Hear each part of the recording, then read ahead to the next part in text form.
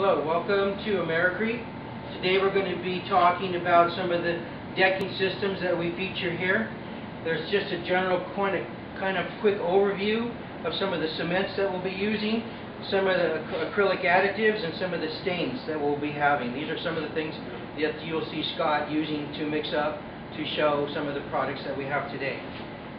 We're not going to be covering every single thing, but just as a general waterproofing and decorative concrete overlays, these are the products that we use. Hi, my name is Leonard. This is Scott. We're with Americrete. We're going to be demonstrating some of our Americrete products. We're going to start with the we're going to start with the waterproofing systems. Okay. Hi, I'm Leonard. This is Scott, and we're with Americrete. Today we're going to be demonstrating some of the Americrete products. We're going to start with doing the waterproofing systems.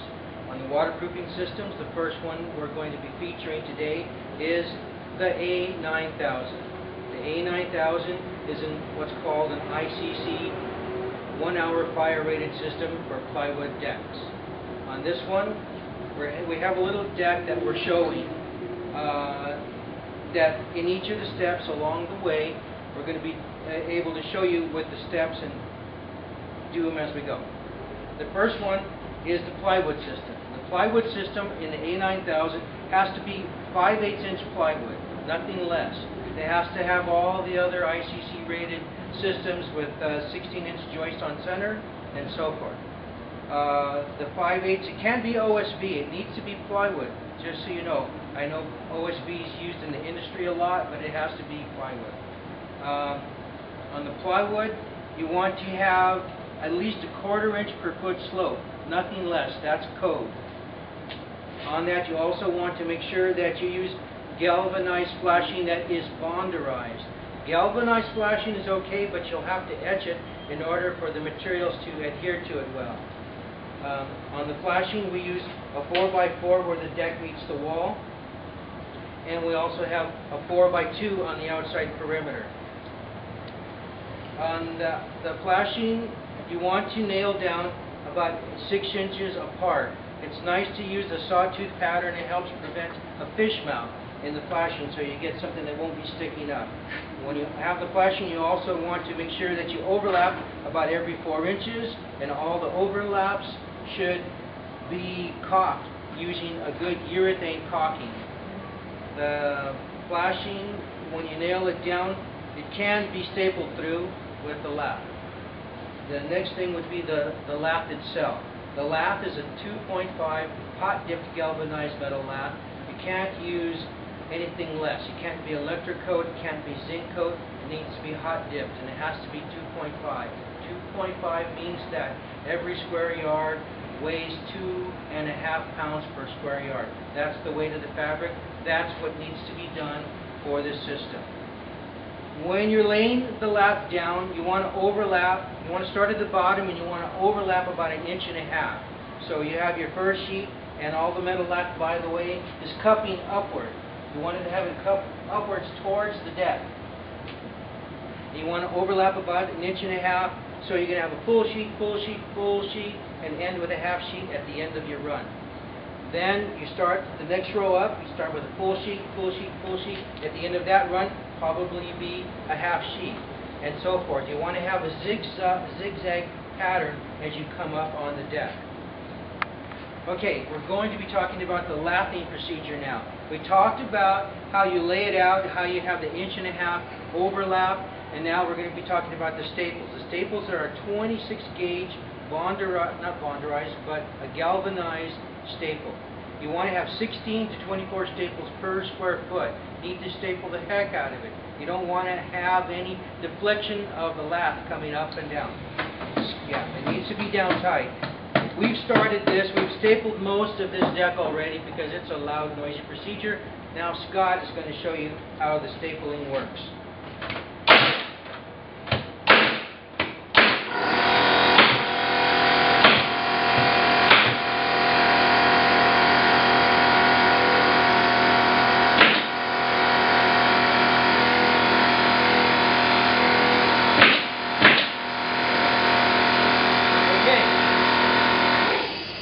Okay, you see, it's when you're doing this, you're doing it generally a lot quicker than that. You're bang, bang, bang, bang, bang, bang, bang, bang, bang. So you want to do that. Where the flashing is overlapped, the staple gun won't go through it. And then, in those instances there, you would use a galvanized nail. You want to use a roofing galvanized nail or a ring shank nail that has the ring shanks. Next, after that would be the cement procedure. In the cement procedure, we're going to stop. Scott's going to mix up cement right now, and we're going to trowel that on this board now. Okay, what we're mixing up right here is the A900, which is our waterproofing cement. All we're adding into this is water. You're going to make it the consistence of pancake batter, maybe just a little bit thicker, like hot peanut butter.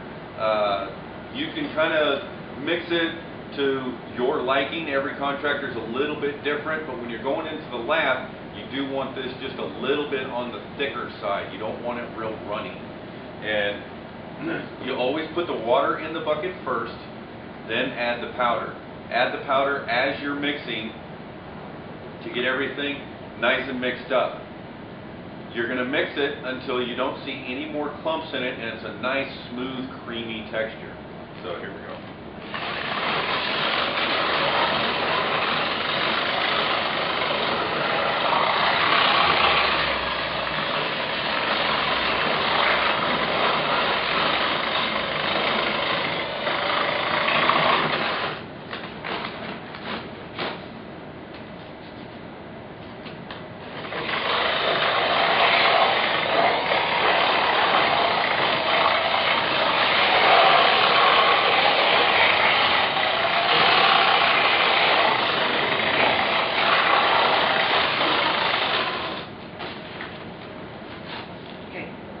Alright, Scott's mixing this up so it has that consistency he was talking about. You want it to be like a pancake batter so it fills up all the voids. You don't want it to be too thick, but at the same time it should flow out. Normally you would use a bigger drill and a bigger mud mixer. We're using a small tool because we're making a small batch for the demonstration. I think if we can stop with that. Okay, now what we're going to do is we're going to put the A900 in. I use a pool trowel. A pool trowel is recommended so that when you're getting the edges, you can take the trowel and you can actually slide it across the sheet metal and it doesn't stick or gouge. It just makes things a lot easier. It doesn't really leave the trowel licks. So we're going to put some of the mud out. Now when I'm putting the mud in, I'm working it back and forth. And you'll see little bubbles or little voids in here. You want to work it until the voids are all completely filled up. As he's troweling, you want to make sure that you don't go over the edge. You want to kind of keep a clean edge because it's very, very difficult to remove. You don't want to have the Mercedes parts down below. So you want to trowel it in tight. This is what you call screeding it into the metal. Because you're not really looking for a bill, you're just looking to just fill all the voids in and not any thicker than that.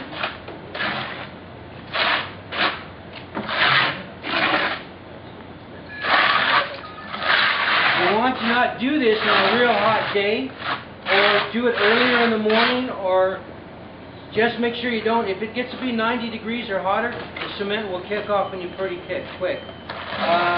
The Americrete cements are more forgiving than other systems because of the polymer that's in the cement.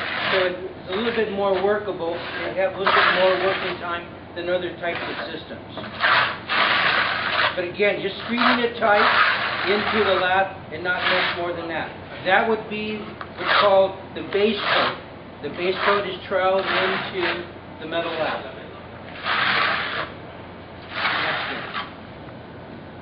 Okay, this is the A1600 fiberglass mesh. You want to cut this with scissors, not a knife, because it will snag. We'll cut it out to make it the size that it needs to be dry, not on. You're not trying to put it into wet. Stop. Okay, now what we're going to do is we're going to laminate the A1600 mesh using the A8100. You're just going to use a roller. It doesn't seem like it will, but it does lay down quite nice. It's a pretty sticky acrylic. It bonds down the fiber mesh to the previous step. The previous step was using the A900. The A900 has been dried. We applied that on the first procedure. Now we're applying the A1600 mesh with the A8100. Remember, that's on top of the cured and dried A900. You want to do it in such a fashion that you're not going to roll wrinkles into it. So take your time. Like the old saying goes, slow down to speed up. If when you are laying this down, you do develop a wrinkle or a blister while you're working, have a sharp utility knife with you and slit it. Just slit an X through it. And then roll it back and roll down. it down to laminate it down. And that's it. And it's that easy. Okay, good. Okay, now the next procedure, the next step after the Americrete 1600 mesh is dried, the Americrete 8100 is dried, the next step would be to trowel out the Americrete 600 resurfacing cement. Scott's going to do that now. This is a lot creamier than your base coat, waterproofing. And what we're doing here is, this is the part where you're going to kind of make it look nice. You want it to start it looking very flat, very smooth. You don't want any big trowel marks in it. I'm going to work this in.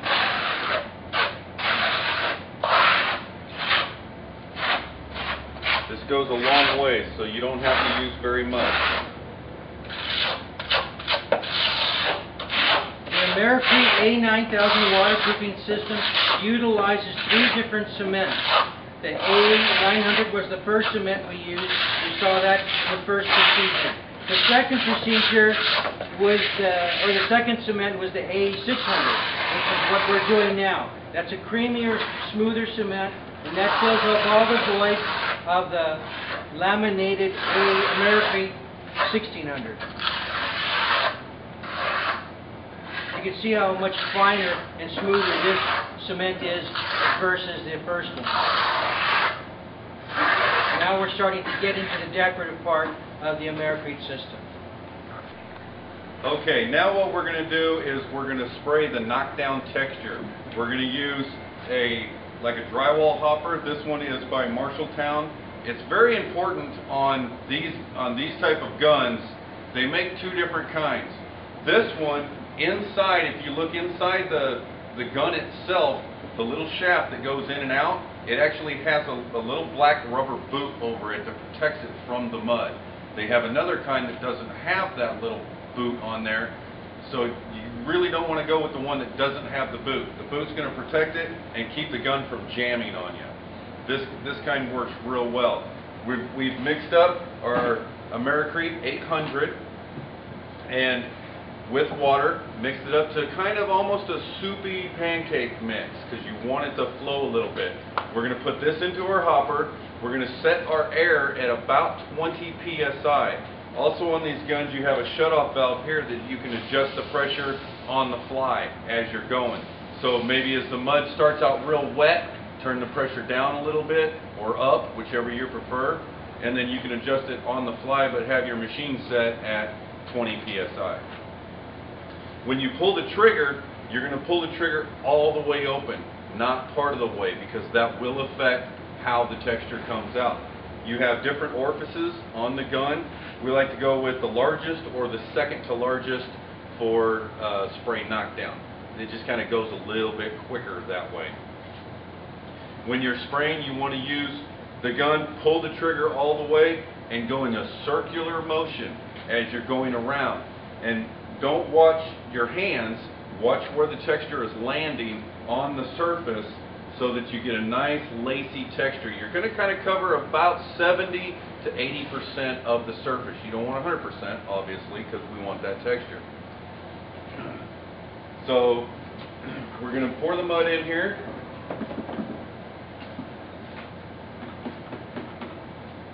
Get a little bit of air.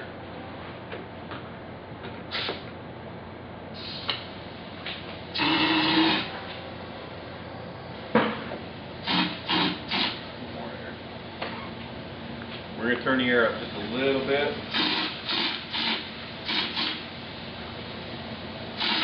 Okay. Now also, a nice hint, before you spray this, you want to mask off everything. The house, the building, railings, go at least 3 feet up. Because once you get going, this does get messy and it goes all over the place. So here we go.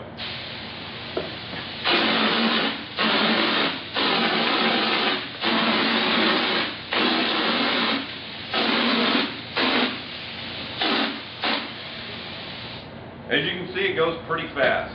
Now what we're going to do is we're going to let this set up a little. Okay, now that you've sprayed the texture, you're going to have to knock it down with the trowel. We wait a little bit. The best way to figure out when it's time, each little bubble or of material on there is real shiny because it's wet. As it starts to lose its shine, that's the ideal time. You're going to be wearing spikes on your shoes so that you can walk out in it working backwards all the time. If you're doing very large deck, commercial decks and things like that, you can use a Fresno to knock down a little bit quicker and saves on your bat. So we have to wait for this to set up a little bit. You're going to use real light feel to knock down your texture. You don't want to push on it real heavy. You don't want to get what we call elephant ears where you get a big smear. You just want a real light texture to it because you want it comfortable for your bare feet to be walking on. Because a lot of people goes around pool decks and things like that, so you do want it real nice. Okay, now that our mud has started to set up, now we're going to knock it down. You want a round pool trowel and a damp sponge, not soaking wet, but just slightly damp. Keep your trowel wet because it lubes it, keeps it slick. We're going to go through and just lightly knock it down. I'm pushing down maybe about a half a pound, just ever so slight.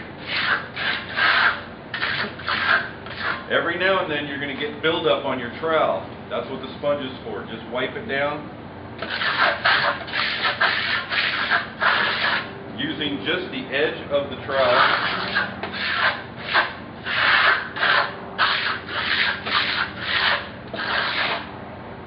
That simple. Remember, you're wearing spike shoes and walking backwards and doing this backwards all the time. You do not want to step up into what you just troweled and leave spike marks. Then we let this dry, and then we put our the Americrete 1100 color seal on top of it. Okay, now that our spray knockdown has dried, it's going to have little stipples all in it. You want to take a floor scraper, not this small, but a big 12 or 14-inch floor scraper, regular scraper, and you're going to go through and just scrape it. You want to go through all over the place and knock those little stipples down. So we're going to knock this down real quick.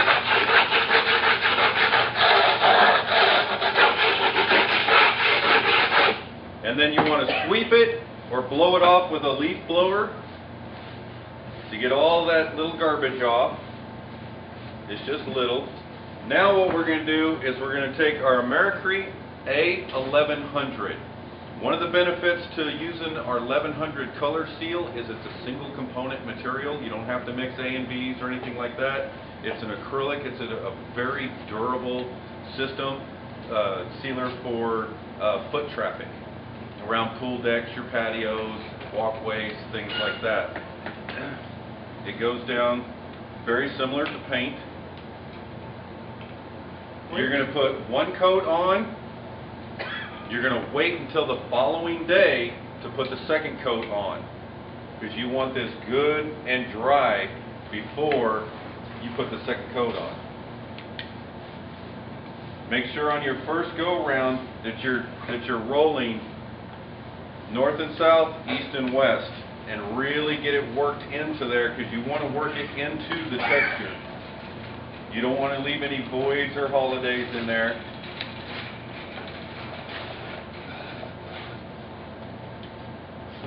Another feature to the A or the top coat, the Americrete 1100 series, is the Americrete 1150, which is a heat reflective paint. It actually makes the paint about 20 degrees cooler. So if you want to kick it up a notch, there's the Americrete A1150. It's a really cool feature. It'll make the paint, it'll be about 20 degrees cooler on your feet.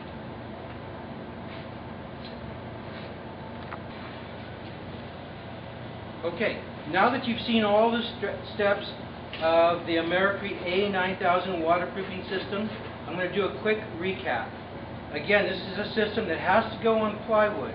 It has to be 5/8 inch plywood. The flashing should be a bonderized 26 gauge bonderized flashing, so the acrylics and the cements will adhere to it. And then the metal lath is a 2.5 hot dipped galvanized metal lath, 16 to 24 staples per square foot. And then you saw the 3 different cements that we applied into there. Sandwiched in that step was the Americrete 1600. The benefit to this system is that it has an ICC 1-hour fire rating. Most systems don't carry that. It's a system that you can do up in big barren areas that require a 1-hour fire rating. And it's a 4-day system, including the flashing and things like that. But that's about the necessary amount of days to do this system. Again, this is the Americrete A9000. Thank you. Hi, I'm Leonard, and this is Scott, and we're with Americrete. We're going to be demonstrating the Americrete 16,000 waterproofing systems. The Americrete A16000 waterproofing system has the benefit of being able to go over plywood and concrete surfaces, unlike the A9000 system that can only be done on plywood. This can go on both and over existing systems. We're going to start by laminating the existing deck. This represents a deck with the Americrete 8100, which is a waterproofing, heavy-bodied acrylic. And this is what you're using as your primer to go onto the wood, the concrete, over good, sound existing systems. You don't want to go over something that's flaking or peeling or coming up. It's not going to glue it and hold it down. But if you've got an old system that just maybe has some little cracks in it, or they just don't like it anymore and you're wanting to go over it, you absolutely can go over it with this system.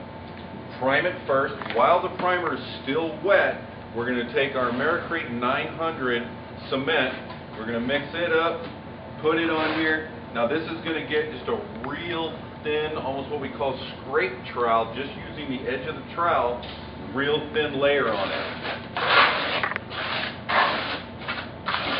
The A900 comes in 50-pound bags. It doesn't require an additive or a polymer. The polymer is already designed in the cement.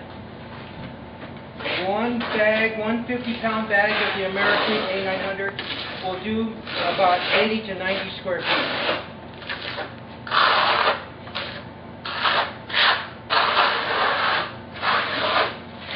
When you're troweling this system out, you kind of want to trowel with a randomness to a pattern. Give yourself a figure 8 so you don't have sort of a sweep to it as you see Scott troweling it out.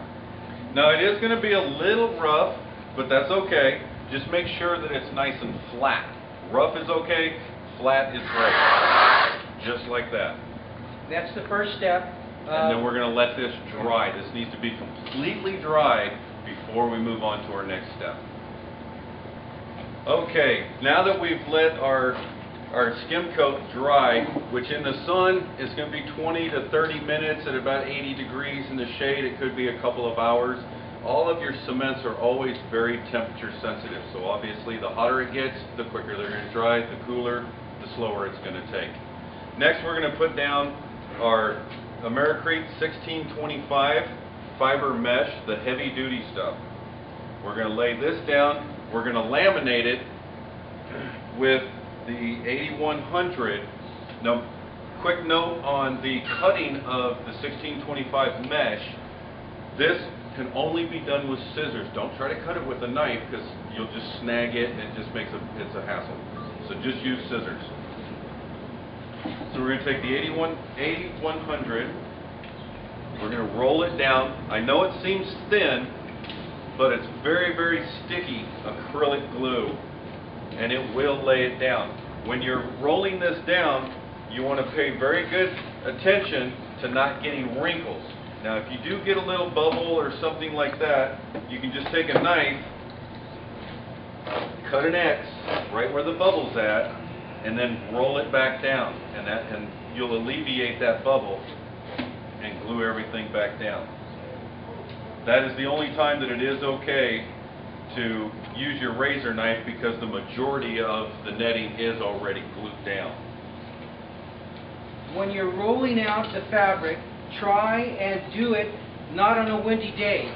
If you can only lay out a couple of rolls, or the first or one or two rows, you might need a bucket or something to lay down so the wind's not blowing your fabric all over. You want to overlap about 1.5 inches the fabric, but make sure that you use enough material so that it saturates through both films, or both layers of the fabric. Now at this point, we're going to completely let this dry so that we can go on with our next coat. It's probably going to take, it can be anywhere from 15 minutes in the sun to a couple of hours. You want to get it to the point where you can walk on it. It's going to still kind of be a little tacky, but you're not pulling up the netting or the mesh or anything like that, that you are able to walk on it. Once you're able to walk on it without pulling anything up, you're good to go for the next coat. Okay, now that our 1625 mesh and our 8100 glue has dried, you can feel that it's just a little bit tacky, but it's still very good. You can step on it, you don't have to worry about it. Now we've mixed up our A900 cement, just like we did previously, and we're going to put it down exactly how we put our base coat down. We're going to trowel it very thin, scrape troweling it.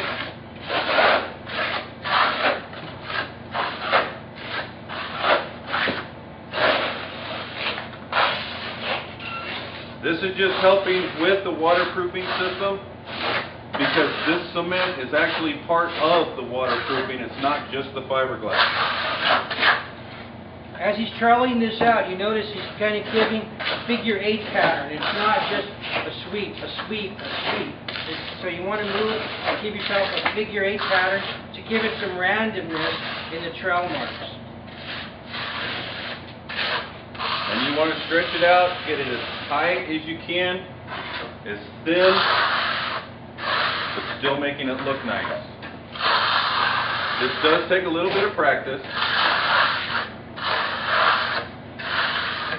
And make it flat. Again, the coverage on this is going to be about 100 square feet per 50-pound bag, and the 6 quarts of water that you added to it. And your drying time is going to be just like the previous coat, anywhere from half an hour to 2 or 3 hours. Just depends on temperature. Okay. Okay. Now that our last coat has dried of the 900, now what we're going to do is we're going to do the spray knockdown. The spray knockdown, we're going to use a drywall hopper. Put the mud in there. We're going to set the air at about 20 psi. And shoot the texture on here. But first, quick note about these hopper guns. They make a couple different kinds, different styles.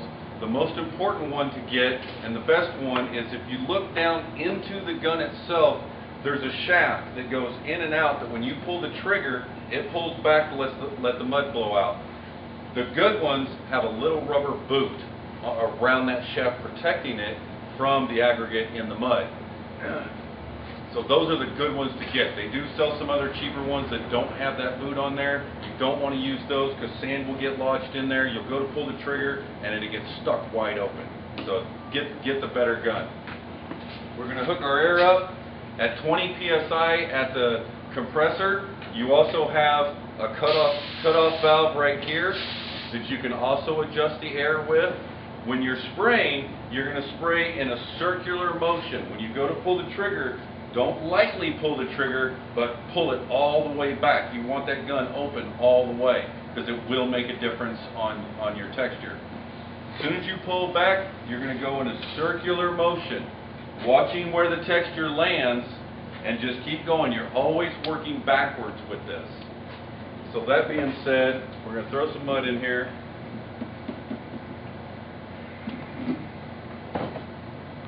Turn our air on.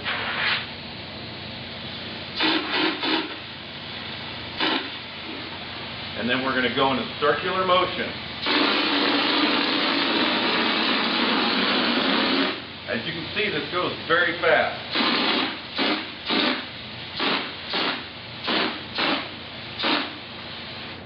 Now, once the texture is down, you're going to have typically on a job, you're going to have a 3-man crew. One man is mixing the mud, bringing it up to you. The other guy is spraying, and then another guy is going to be knocking everything down. That's just a real comfortable for most jobs, residential pool decks and things like that. For big commercial jobs, obviously you're going to have more people. Now, as you spray the mud down, there is a drying time, and there's a time when it's perfect for knocking it down. We're going to use a pool trowel.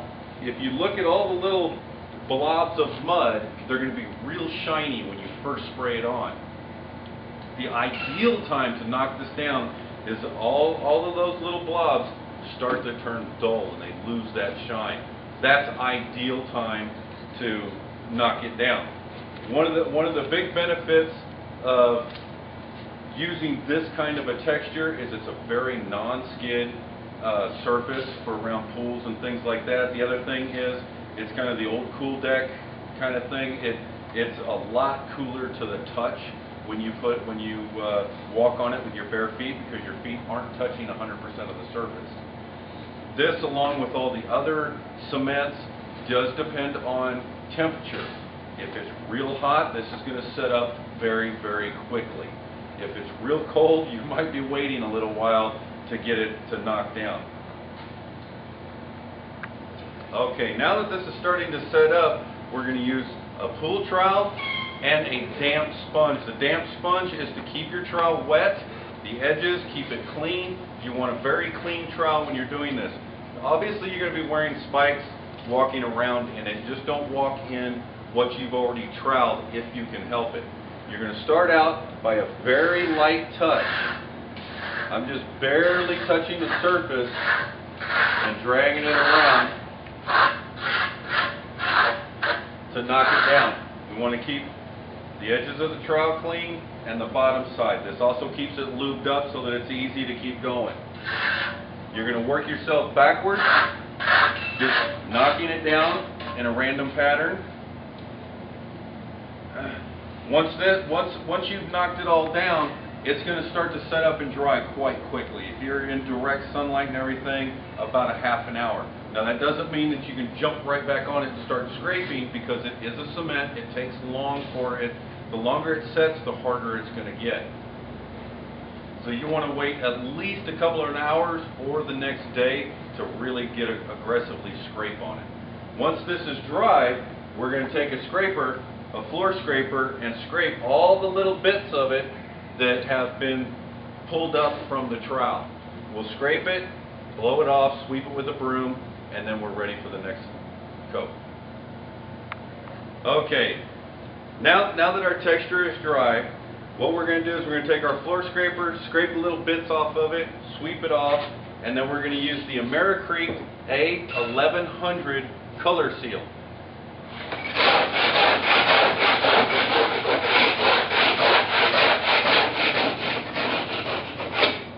If you've waited till the next day, you can be pretty rough with it. You're not going to gouge it or anything.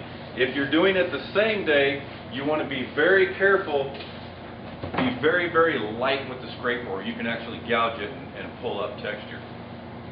Now, with our Americrete A1100, one of the benefits to using this is it's a single component acrylic.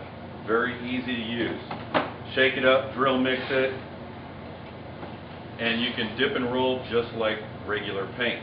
Now, with this product, you want to be careful and only put on one coat per day. You don't want to put 2 of these on in one day.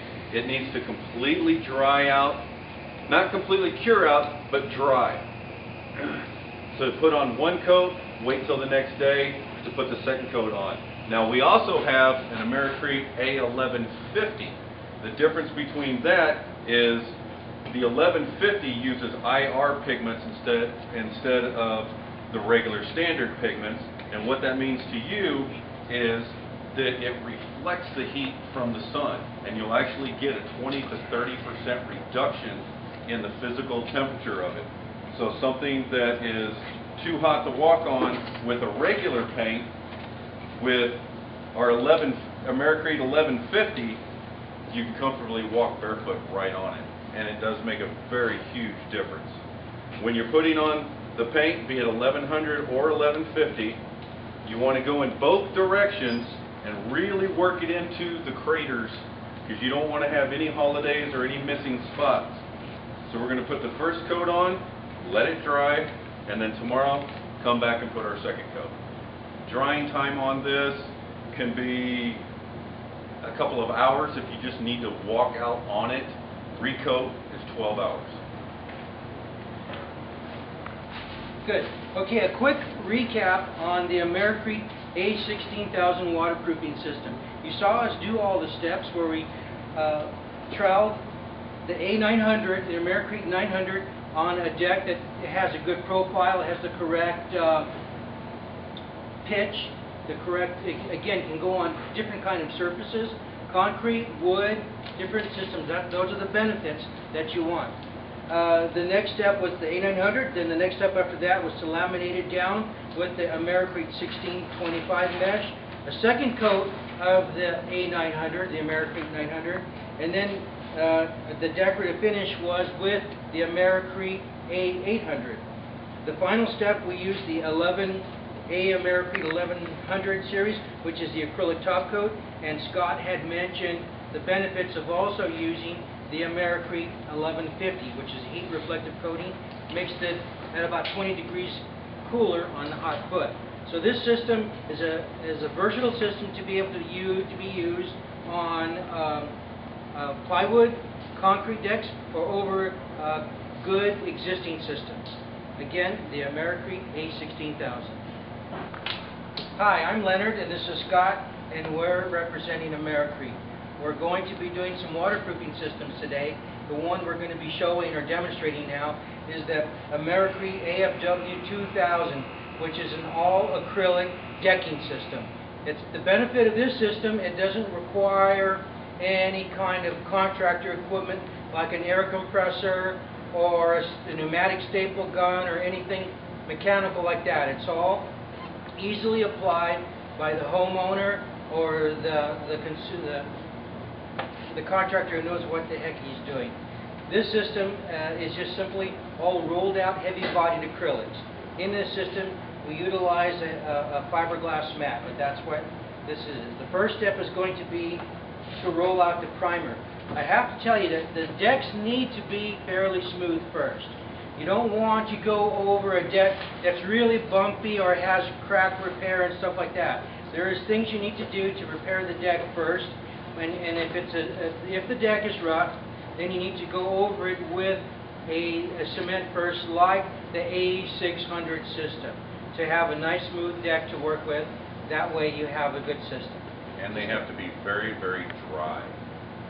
Yeah. Okay. Now, the first step is the primer, the 1575, the Americrete 2075 waterproofing system, the primer. Normally you don't use a little weenie roller like this, you would use a standard roller. A half-inch snap is fine. You want to make sure the deck is dry and smooth. You don't want to do this if it's going to be like 100 degrees out there. Wait for a cooler part of the day or the evening, and then roll this out. You're going to get about 250 square feet. You're going to get about 250 square feet per gallon on this particular product. And that's it. You're not looking for a heavy coat, just a nice adhesive base for the subsequent systems. That's the first step. 3.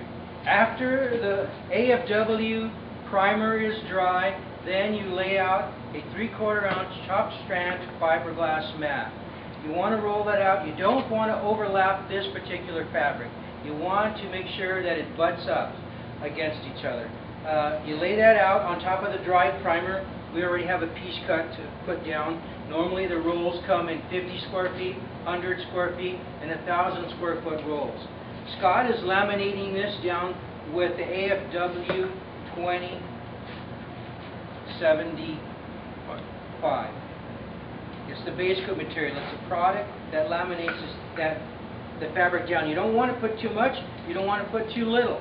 You want to make sure that you put enough on there so it saturates through the fiberglass to bond it down to the primed surface.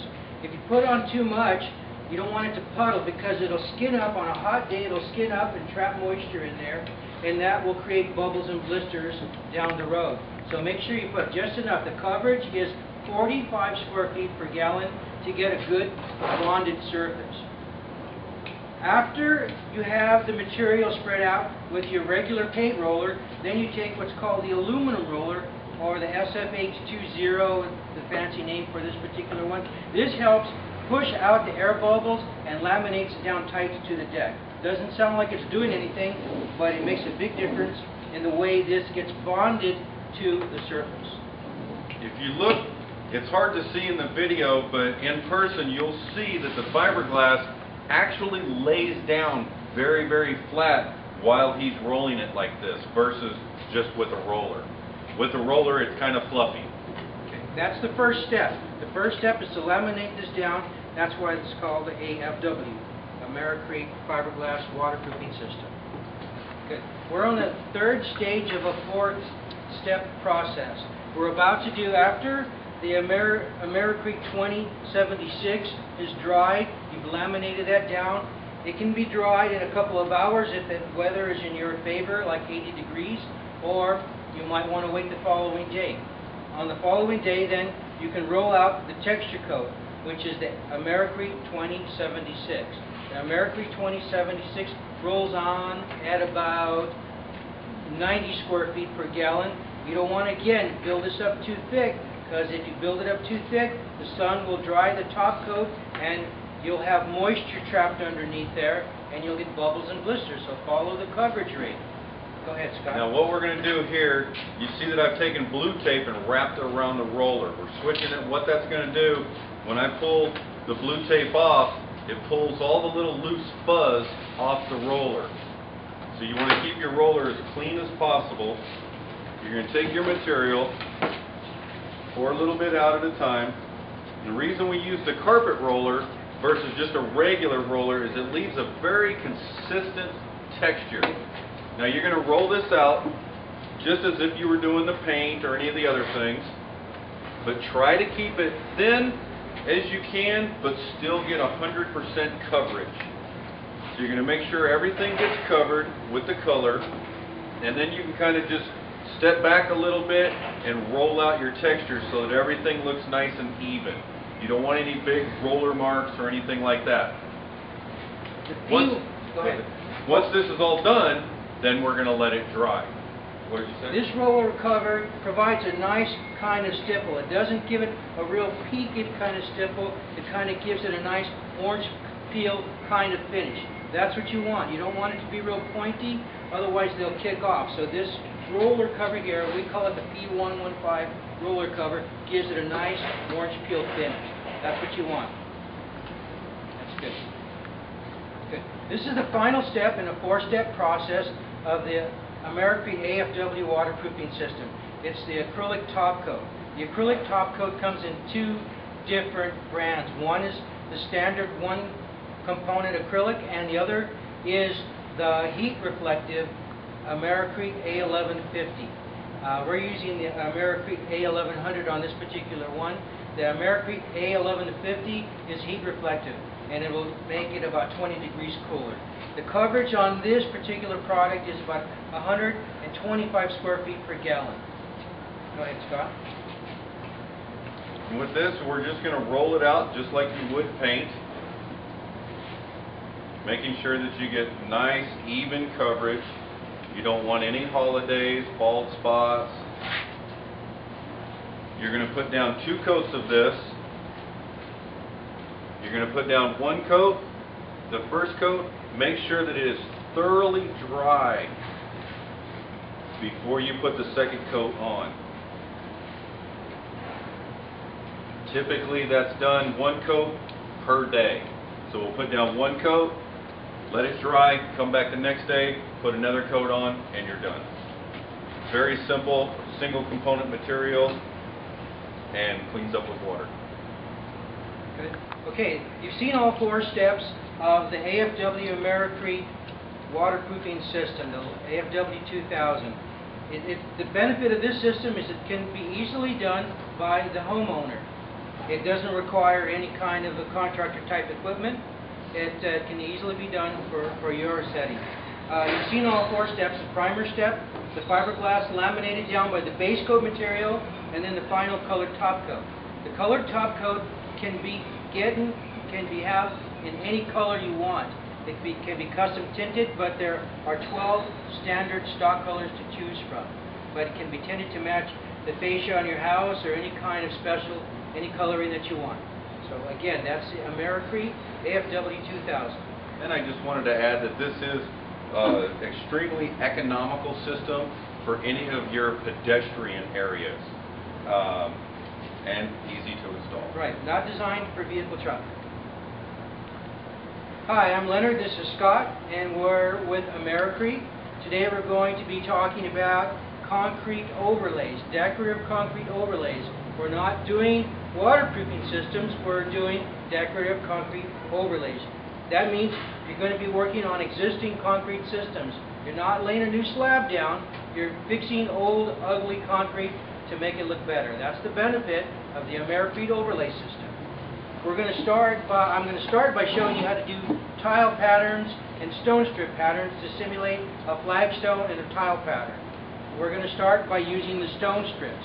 Stone strips is a peel and stick, 18-inch long, 40 mil thick white cardboard with a peel off back. 1 pound will do about 100 square feet at this length. When you're laying this down, you don't want to do a 3-sided stone, you want to do like a 4-sided stone. A 3-sided stone just looks a little too artificial. So I'm going to start by peeling off the back of this.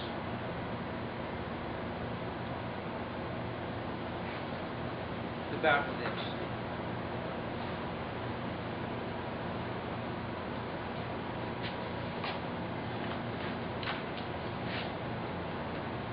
The stone strips have irregular sides to simulate a flagstone kind of look. It's not like a straight-sided stone. You want to butt them up to each other. You don't want to overlap.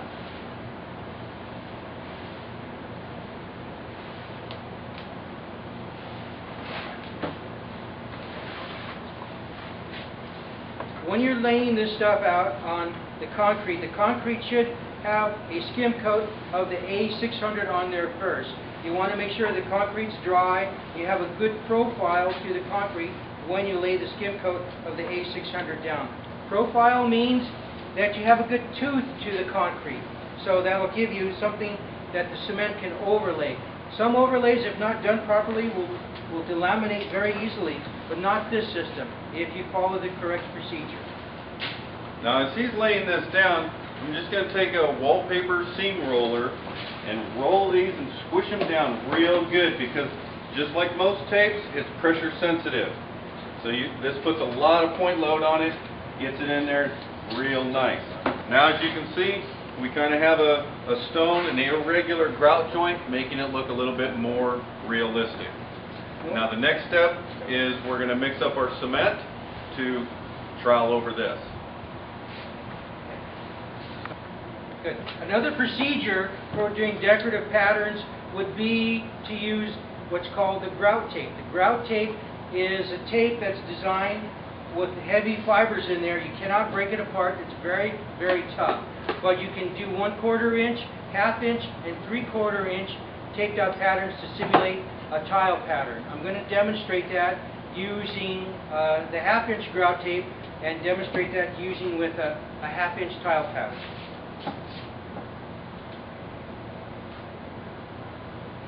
When you lay this stuff down, try and do it on a cooler part of the day. You don't want to lay the tape down when it's a very hot day, and you don't want to peel off the tape on a very hot day.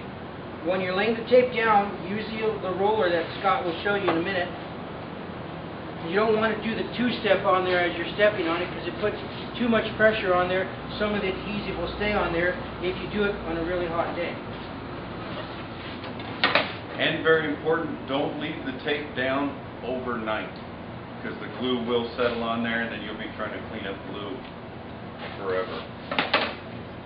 Again, I'm doing an 8-inch tile pattern. I'm doing this on MDF just for demonstrative purposes. This should be done on the on-grade slab. Oops.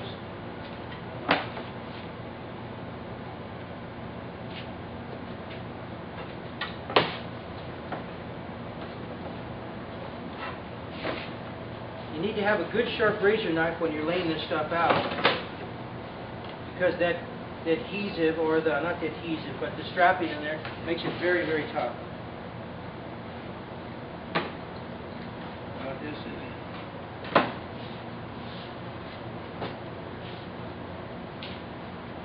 Again, when you're laying the tape down, you don't want to step on it to push it down or pressure it down, because if you step on it and do that two-step shuffle on it, it puts too much pressure on there. Too much adhesive will stay on the concrete. You don't want that. Okay, we've demonstrated both steps, both types of tile patterns. This is the 8-inch tile pattern with the 1/2-inch grout tape, and you saw the stone strip pattern. And then you're going to roll it down with the wallpaper roller again. Roll it down. There we go. Now it's ready for the next step. Okay, now what we're doing is we're going to mix up the Americrete A601 cement. We're going to put water in first, then the powder. You always put the water in first so that the material doesn't get stuck at the bottom of the bucket.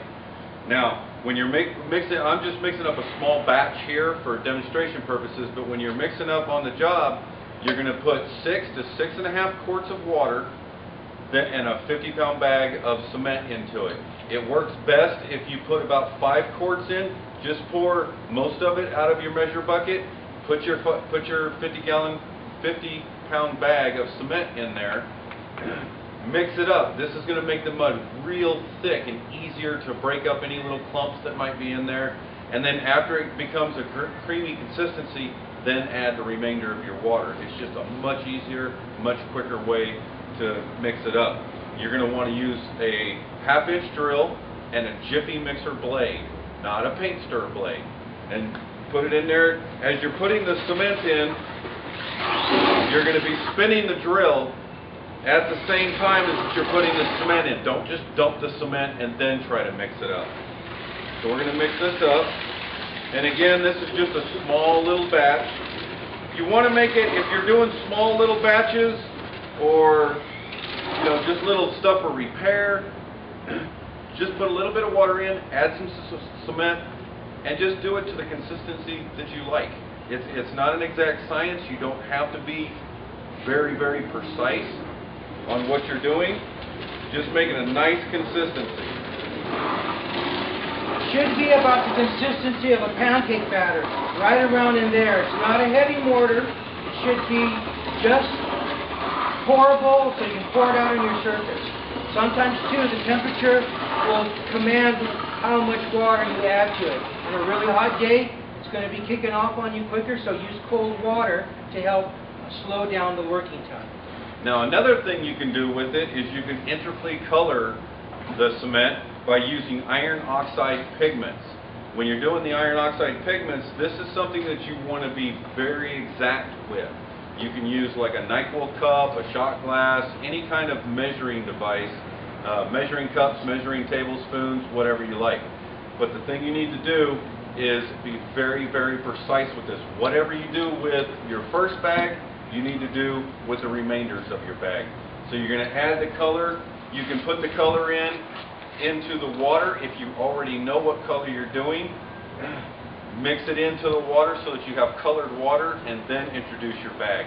That's the quickest, easiest way to do it.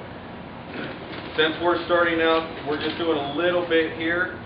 what I'm going to do here is just kind of fudge it, because I'm not planning on making any others.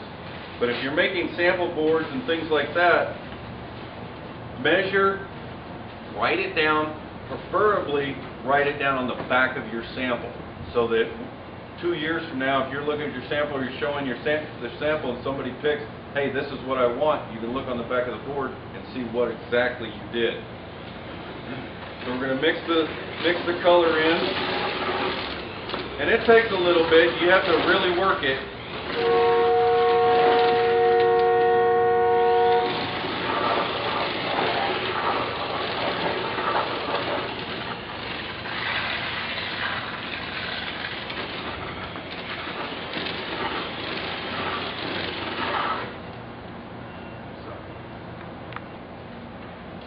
Okay, now that we've mixed up our cement, we've got a little bit of colored mud, our 601, which we started out. The 601 is a white base, the 600 is a gray base, depending on what color you're going for. If you're looking for a real dark color, then go with the 600, which is gray. That way you don't have to add a bunch of black into it. So what we're going to do is we're going to take some of our mud, put it out here, and then we're going to, on this particular one, we're trying to imitate stone. So imitating stone, we were just kind of going with a light touch. We're putting the cement down about a 1/16 of an inch or so. I mean, you can change it and alter it. It's not perfect. You don't have to make it perfect. There's no stones in the world that are perfect. So this is exactly what we're doing, is just trying to imitate stone. Got a little too much on there. And then what I do is I just lay the trowel flat, and as I'm going, I'm kind of turning the trowel this way, turning the trowel that way. Just a little bit of pressure, so that I can go through here and make it look like kind of a stone texture. You want to simulate some highs and lows, because when you do the staining process, the stains will find the nooks and crannies and give more depth to the look. So that's called a skip trowel process. You want to make sure, again, that you don't show a random sweep, or a certain pattern in your troweling process. You should use a figure 8. When you're doing this, try not to do it on a really hot day. Try and do it when the weather is about 80 degrees to about 60 degrees. It'll kick off for you real quick if you get up there with higher temperatures. And the biggest part with this is just be consistently inconsistent.